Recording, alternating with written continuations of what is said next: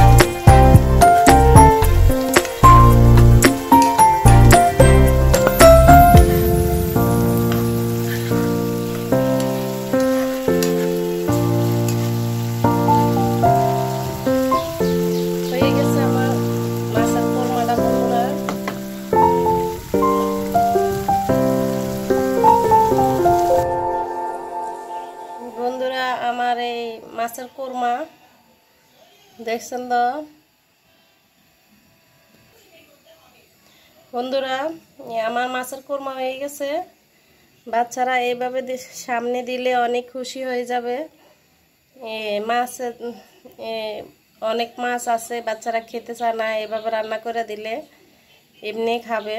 অনেক মজাদার রান্না। তাহলে বন্ধুরা, আজকে পর্যন্ত। আল্লাহ হাফেজ।